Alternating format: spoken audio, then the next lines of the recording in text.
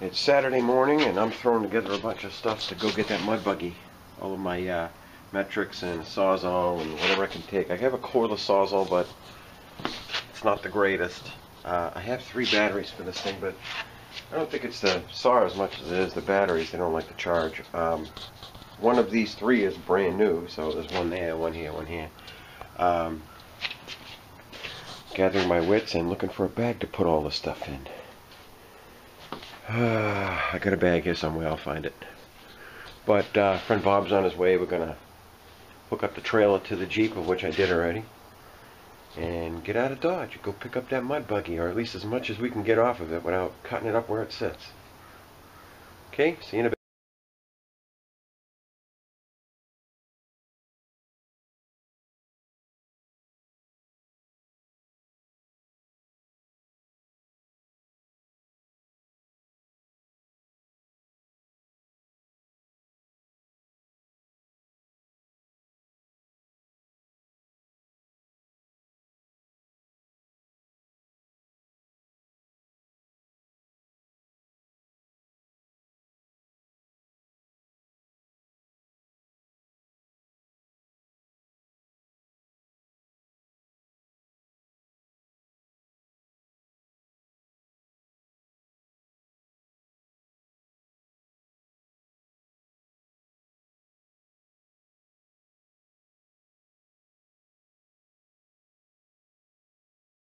We got the engine off. Scott's over there cutting up wood. This used to be his dad's. His dad built this car when he was 16. And his dad's been gone a couple of years now, I guess, right? This thing must have been a blast. I would have kept the kingpin front end, except it slants back a good 3 inches, so obviously hit a lot of trees. It's got the old single circuit brakes. See, amazingly enough, it still has shock towers. I mean, this thing's got to be 63. Got the early steering wheel, the early speedometer. He made, looks like cherry bombs, huh? Cherry bomb exhaust, homemade. And I'm looking on the engine. These things look like cast steel or something. Let me get a picture. I've never seen exhaust manifolds like that. So this had to be early parts on the newer engine because it's a dual port. Probably 1600. And it's got an alternator and a mechanical fuel pump. Ooh, I even have the biscuit now, the little spacer. I got a candy in my mouth, I'm choking on it. We're gonna get that motor in the trailer. We even kept a stainless steel fuel tank just because it's there. Probably get rid of that. Yeah, there's really not much. We'll pull that plate up and see what's under there. This is something cool we found. His dad welded 2 rims together so he could put some wide Stinger tires. I mean, when the last time you seen tires called Stingers? 1115 LT, light truck. Super Stingers. This chainsaw's killing me. But we're almost done. There's a lot of stuff out here too. Put that in the trailer, and this thing goes to the junkyard. Oh, look at the cool brackets here. You got a lot of detail in making these brackets too. Not bad for a 16-year-old kid. But there's really nothing worth a damn anymore. It's all rotted. Look at, oh, look at that. There is no floor. Oh, well, how long do you think that wheelbase is, Bob? Like 60? About 80 inches. The wide 5s. That's the end of the speedometer cable. Okay. Goes right through the what do they call it? The shaft that the rotor sits on, the drum sits on. Very clever. Direct drive to the distributor. She's a rotted girl. Ugh.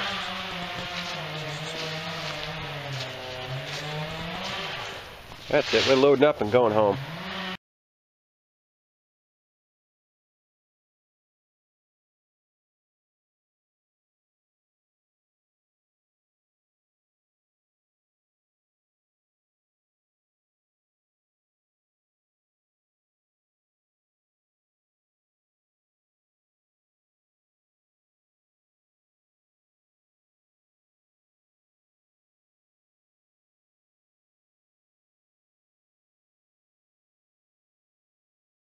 What year is this thing? I don't know. I don't know when they stopped making Metros, but see, he made his own. Exhaust manifold. Right? No, this is actually the intake manifold. Over to a Harley carburetor. Yeah, yeah. You say Harley or Holly? Harley. Harley. Wow. That's a Geo Metro engine. And he made his own HEI distributor too. I remember him spending a lot of time reading up. He was trying to explain to me how simple it actually is. Wow. And he ended up with a, I don't know where it is, but he milled down an aluminum plate and had the electronics mounted to it. There was a certain way he had to insulate it so it would work, and I don't know. Yeah, it's pretty cool. That is freaking awesome. Obviously, it's been sitting for a little while. But Yeah, but man, this is very cool. Well, yeah, it was like, I don't think Sears would put... Yeah, I know. Yeah, I know. I don't think Sears would put I something out realized with a after scary you're flower. going, oh, Sears tractor, I've seen 100 of those. Probably seen them in the dump. Yeah, the hood looked a little high. Something was going on. Yeah.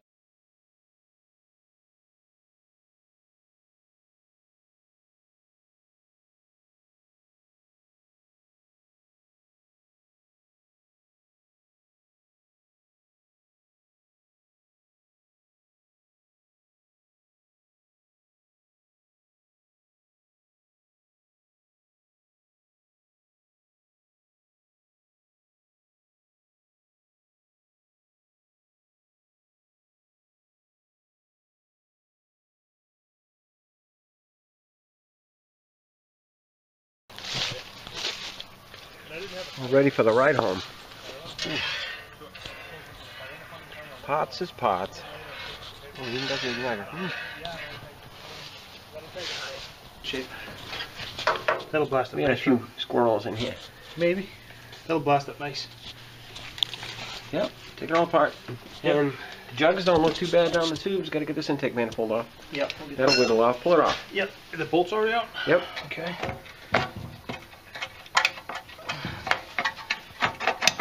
I'm gonna back these off a little more. I backed them all the way out. It's kind of grippy because Yeah. they're all dried out. Been there a while.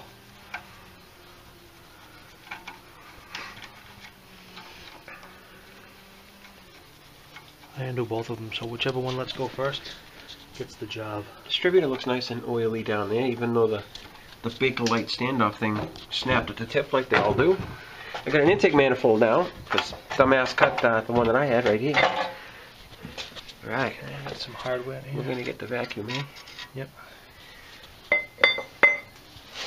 Not too good, not too bad. We'll see. Just give you a little picture of how much nuts my Volkswagen engine thing. It's got a lot of nuts. Holy crap. We'll go over here. I did blow some of this out, but wow. Look at the friggin' nuts.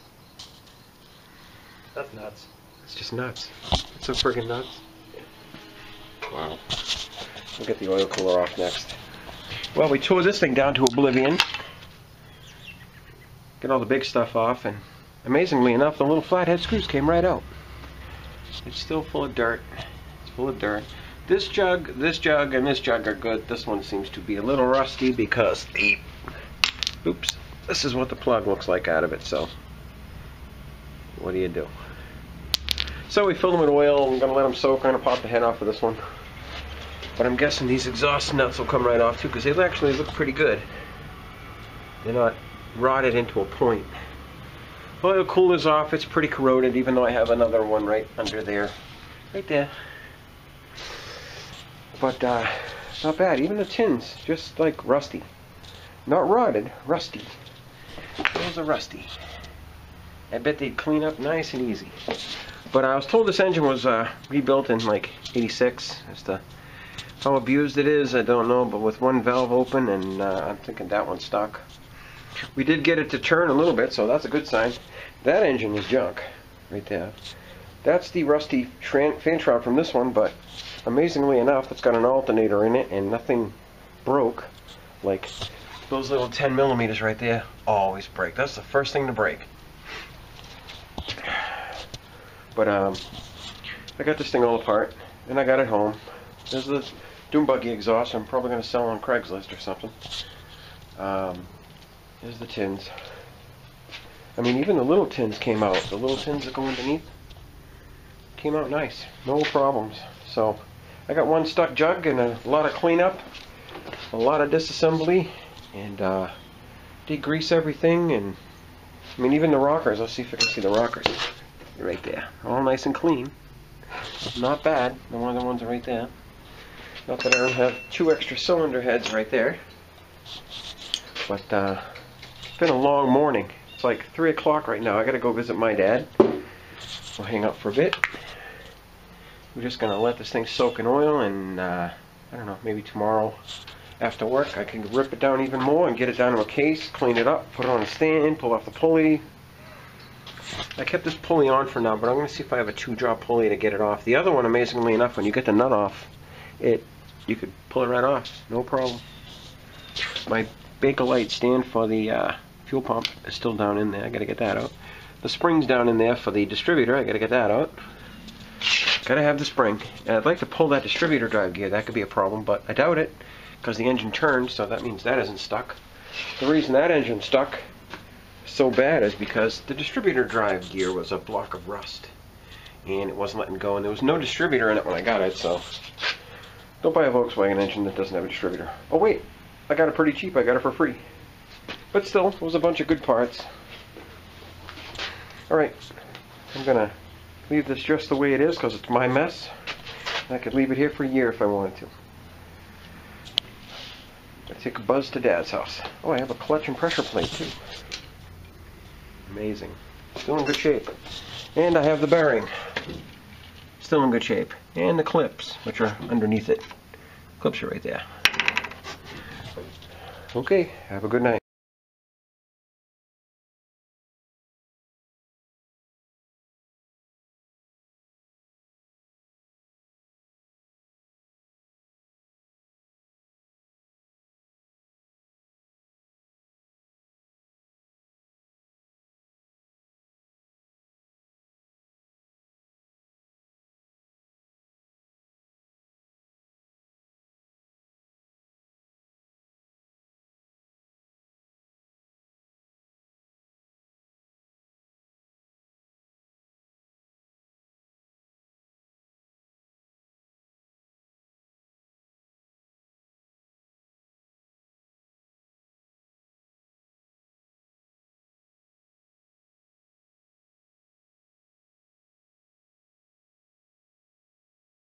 Oh, another nice thing is I have an intake manifold. If you remember, let me move this because that's in the way.